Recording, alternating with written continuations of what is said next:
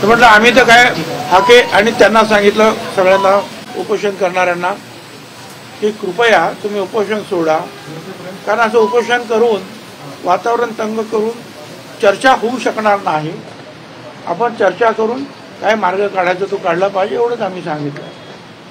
बाकी आता जरांगेंना जे काही मंत्री भेटले किंवा आणखी कोणी भेटले त्यांनी काय सांगितलं हे मला काही माहिती नाही. ते तुम्ही विचारलं पाहिजे, मुख्यमंत्र्यांना विचारलं पाहिजे.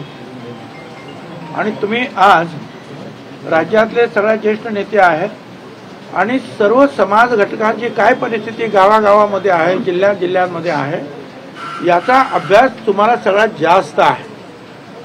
आम्ही मंत्री झालो, मुख्यमंत्री झालो म्हणजे आम्हाला सगळ्याचा अभ्यास आहे असं समजायचं कारण नाही. त्यामुळे तुम्ही आता याच्यामध्ये पुढाकार घेतला पाहिजे. ते म्हणाले बरोबर आहे, पण आम्ही आलो नाही कारण आम्हाला काही माहीतच नाही की तुमची काय अगोदर चर्चा झाली आणि 50 लोकांमध्ये कशी काय चर्चा होऊ शकते. म्हटलं ठीक आहे, तुम्ही बोलवा कोणाकोणाला, आम्ही तुमच्याकडे यायला तयार आहोत. तर ते म्हणाले नको, माझ्याकडे मीच आता असं करू. मग त्यांनी विचारलं कोण कोण काय काय काय काय कोणाकोणाची मतं आहेत, सर्व पक्षातले कोण कोण काय काय. मग ते म्हणाले की असं करतो मी या 1-2 दिवसात मी स्वतः मुख्यमंत्री शिंदे यांच्याशी बोलतो आणि आम्ही 2-4 लोक जे आहेत जे आम्हाला पाहिजे आहेत ते आम्ही एकत्र बसतो आणि काय झालं, काय होत आहे, काय करायला पाहिजे आणि कसा हा प्रश्न जो आपल्याला सोडवता येईल याच्यावर मी चर्चा करायला तयार आहे. आता सध्या माझी तब्येत पण बरी नाही आहे, परंतु या 2 दिवसामध्ये मी बोलतो. आणि मी त्यांना सांगितलं की तुम्ही बोलवले, तुम्ही सांगितलं तर सगळे मंत्री येणार, मुख्यमंत्री सुद्धा येणार, चर्चा होणार. आणि मला इथे तुम्हाला हे सांगायचं आहे की हा प्रश्न सोडवावा, सुटावा ओबीसीचा, मराठा समाजाचा आणि तंग झालेलं वातावरण हळूहळू हे शांत व्हावं हा या पाठीमागचा माझा हेतू आहे. यासाठी अर्थात मी कुणालाही भेटायला तयार आहे.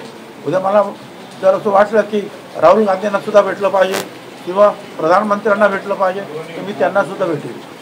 परंतु राज्यातलं वातावरण शांत असलं पाहिजे.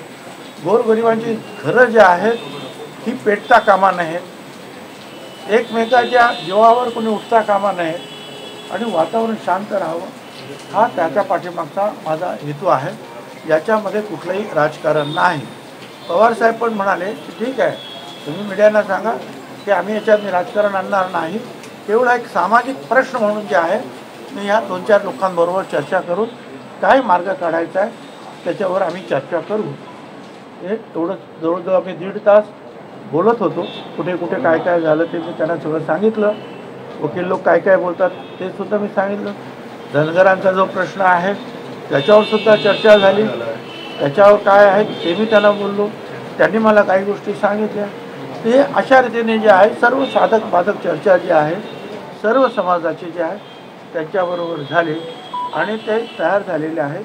2-4 लोकांना मी बोलवतो किंवा मी त्यांच्याकडे येतो, मुख्यमंत्री त्यांना बोलवून घेतील आणि आम्ही त्यांच्याबरोबर बसून चर्चा करू. सगळ्या ओपनमध्ये सगळीकडे ही चर्चा होणं जरा कठीण दिसतं, कारण त्याला राजकारणाचा ताबडतोब कोणीतरी वास लावून टाकतं आणि त्याच्यामुळे ज्या प्रश्न सुटण्याऐवजी ते अवघड बनत जातात. त्याच्यामुळे आम्हीच अगोदर समजून घेतो की नक्की काय करता येईल आणि काय करायला हवं, काय पावलं उचलायला पाहिजे.